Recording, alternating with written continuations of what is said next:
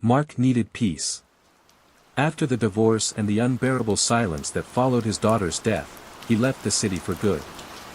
A small village clutched between fog-drenched pines and winding hills seemed perfect, forgotten by time, isolated, still. The cottage was an impulse buy, dusty, half-furnished, priced suspiciously low. Mark didn't ask why. It had 2 bedrooms. One he made his own.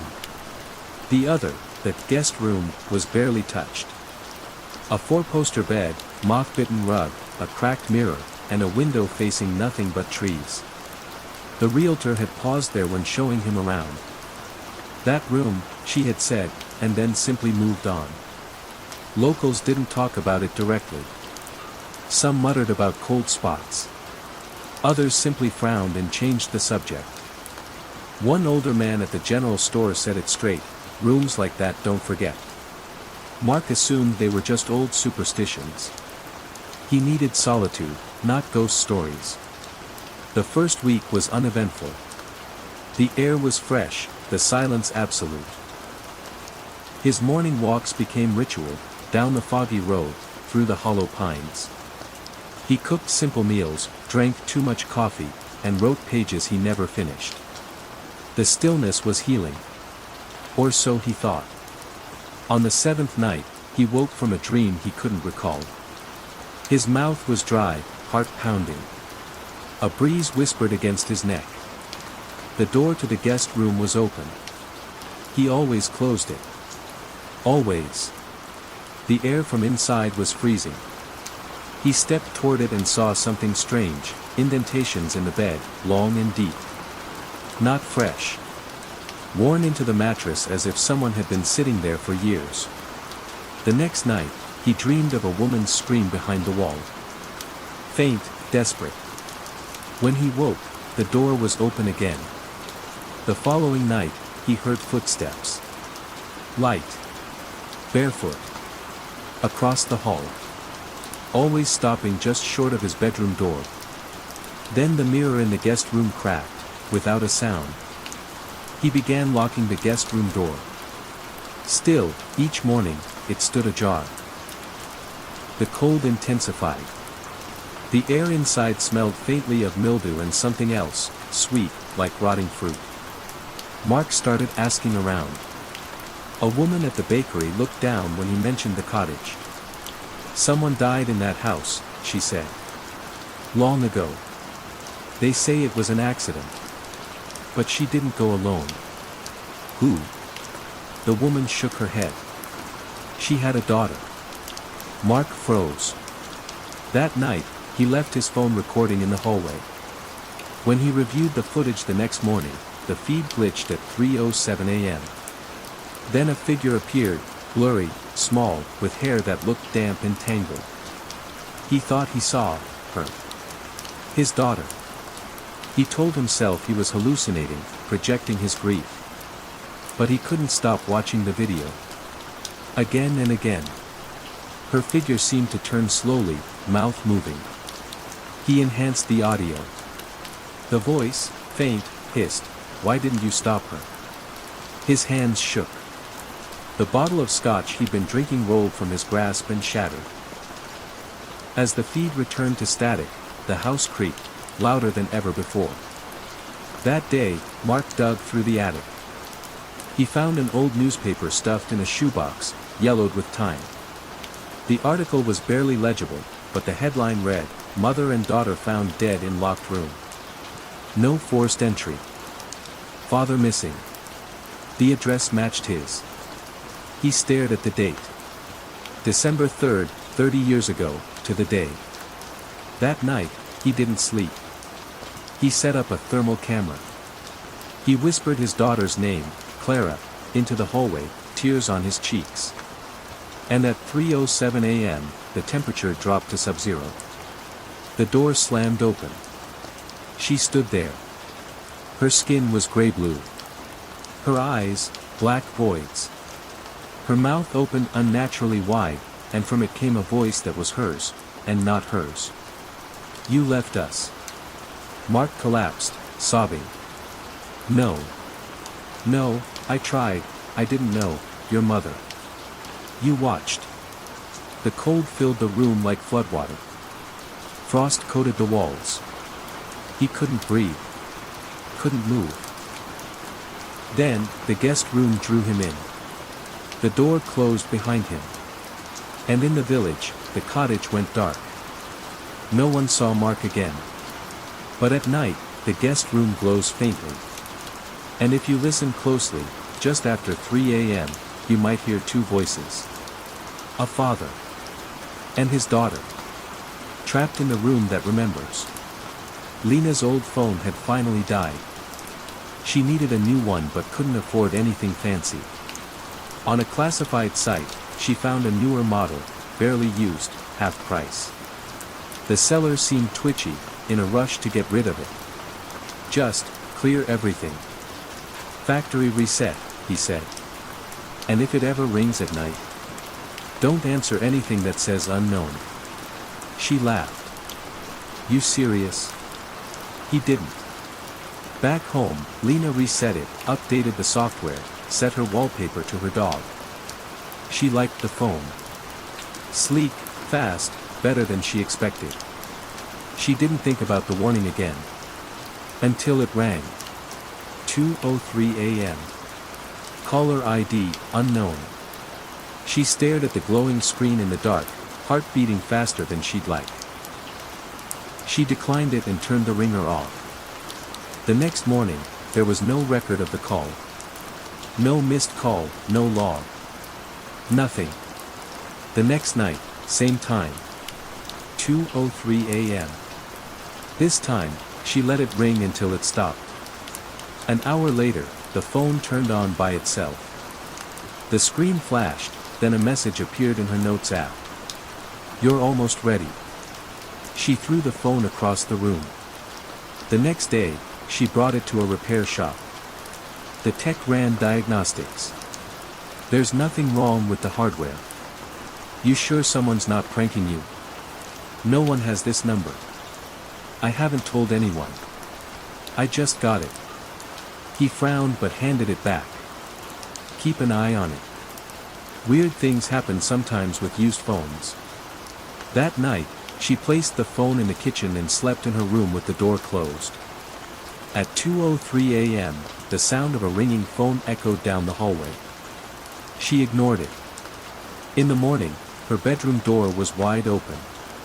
And the phone was on her pillow. The screen showed a photo she hadn't taken. It was her, asleep. Taken from just inches away. She stopped using the phone. But the calls continued. 2:03 a.m., like clockwork. Each time, the screen would flicker before the call. Unknown.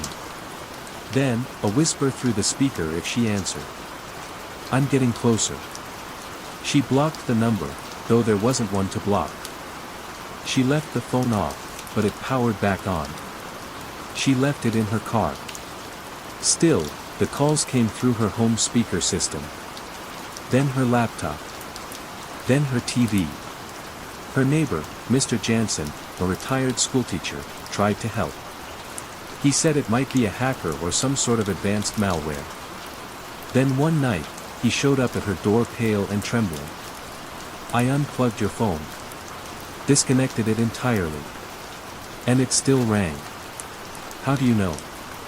Because I heard it, coming through my hearing aids. She moved in with her sister temporarily. Different place, new Wi-Fi, no connection to the phone. Still, the call came. 2:03 a.m. Unknown is calling. This time, it didn't ask where she was. It said, I see you now. She smashed the phone with a hammer. Then burned the pieces. Buried the ashes. It didn't help. The calls still came. Through other devices. Through dreams. She stopped sleeping. Her face became pale, her speech erratic. She told her sister she needed to disconnect herself entirely. I need to leave the grid. Maybe even the country.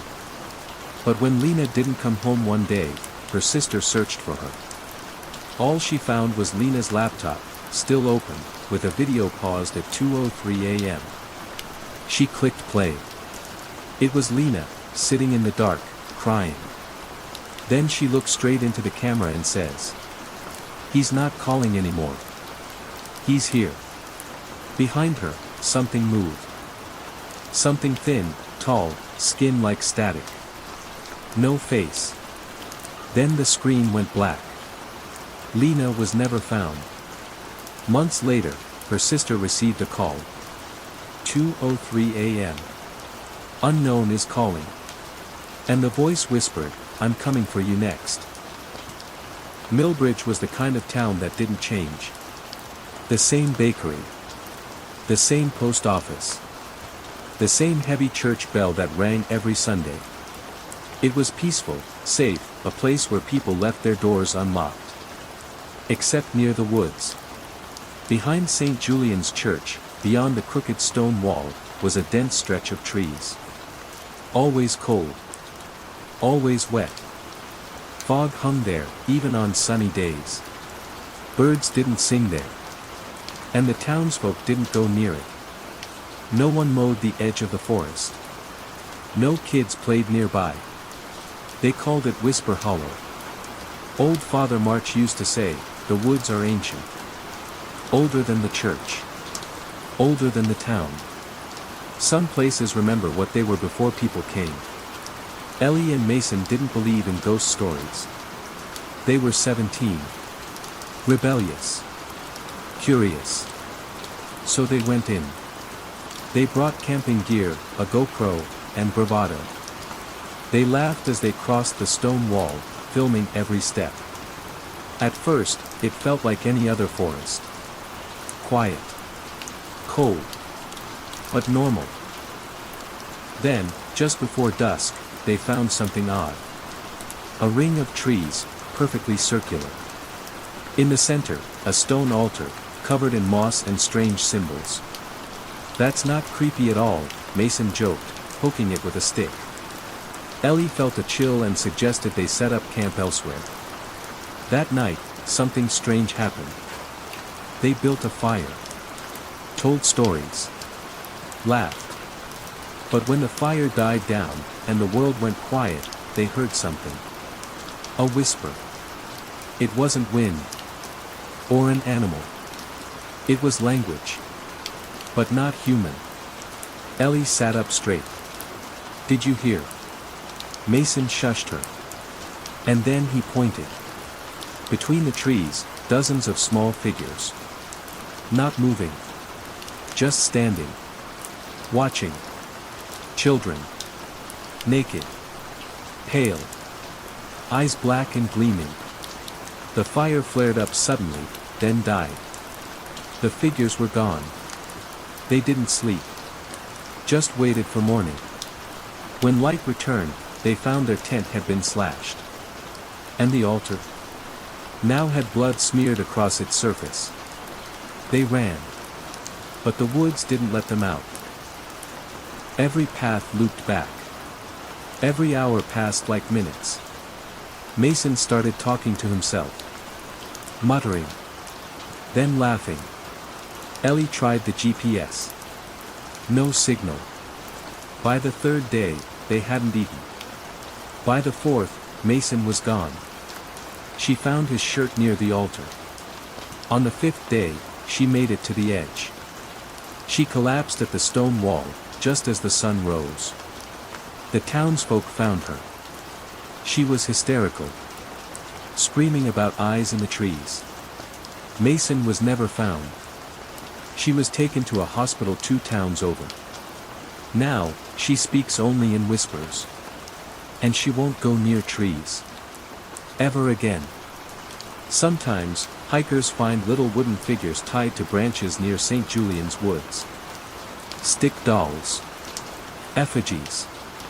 Warning signs. They say if you hear the whispers, it's already too late.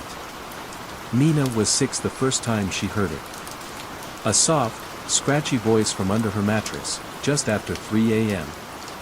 "I'm still hungry," she screamed. Her parents ran in, flipped on the light, checked under the bed. Nothing. They told her it was a dream. Gave her a night light. Let her sleep with the door open. But the voice came again. Every night. I can hear your heart. At school, she grew tired and withdrawn. Her drawings were strange, shapes with teeth and long fingers. One showed a little girl sleeping while something dark slithered out from beneath her bed, its grin stretching past the frame. A counselor called it imagination. By 8, she stopped telling people. No one believed her. Not even when she awoke with scratches on her ankles. Not even when her cat vanished, blood streaked under her bed. She tried sleeping in different rooms. Her parents' bed. The living room couch. Still, the whisper followed. You can't run. I live in your silence. By 10, she made a deal with it. She left raw meat under the bed, chicken wings, liver, even hamburger patties from the fridge. Every morning, they were gone. Clean. No crumbs. No trace. And the voice? Quieter. Content.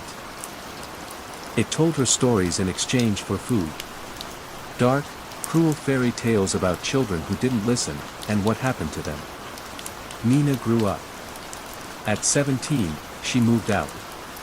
College dorms. A new bed. But on her first night there, at 3:03 a.m., her phone lit up. Message from unknown, did you miss me? She screamed.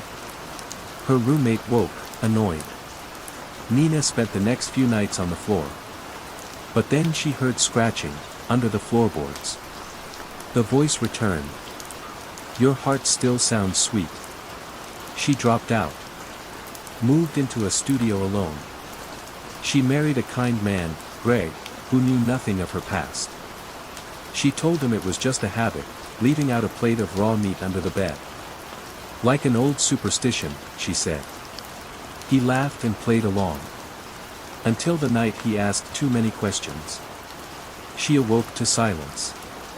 The plate of meat untouched. And Greg, gone. In his place, a note. He tastes like regret. The police found no trace. No blood. No forced entry. Nina refused to move. Refused to sleep elsewhere. She bought locks. Salt. Cameras. One night, she stared at the feed from her underbed cam. At 3:03 a.m., something crawled into view. Long limbs. Paper-thin skin. Glowing yellow eyes. It looked up at the camera. And grinned. We're family now. Now, she sleeps in shifts. Eats in silence. Keeps all the lights on. But sometimes, when she dozes off, she hears a new voice whisper back. I'm still growing. The Martins found the house online. Big. Beautiful.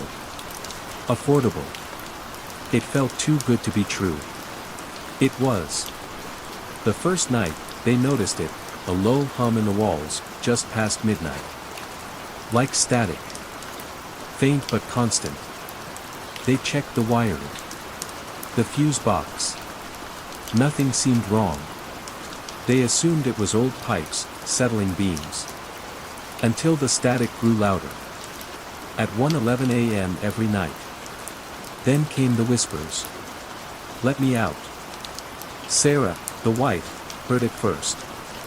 She thought it was the baby monitor, even though they had no baby. She checked the attic. The basement. The crawl space. Nothing. Peter, her husband, dismissed it. Old houses make noise. But then the voices began saying his name. Peter. You forgot me. They called an electrician. He tore through walls and ceilings. There's something behind the insulation, he said. Behind the drywall was a second layer. Lined with paper. Hundreds of sheets. Handwritten. Prayers. Confessions. Warnings. It watches. The walls remember. Don't listen. The pages were nailed in place, decades old. Then the TV turned on by itself.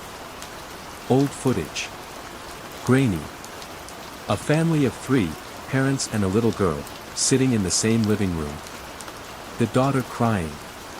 The screen glitched. Then the girl vanished. Peter began losing time. He'd wake up in the basement with no memory of getting there. Sarah started sleepwalking. She would mutter in her sleep. The house is a stomach. We're the meal. One night, they heard scratching inside the walls. Then screams. Desperate, human screams. They broke open a section and found a crawlspace they didn't know existed.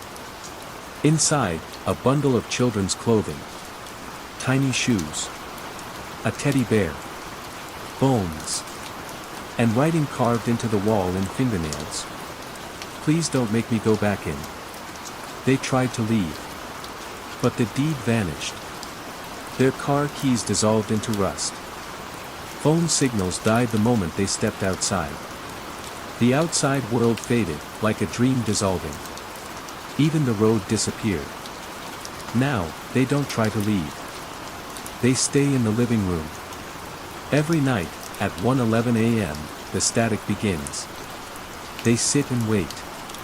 Sometimes they hear laughter in the vents. Sometimes crying. Sometimes their own voices, repeating things they never said. Peter writes in journals now. He keeps them hidden. In one of them, he wrote, "We're not alive anymore. We're part of the house now. I think we're what the next owners will hear. Static, and us." Dylan moved into the apartment because it was cheap and came fully furnished.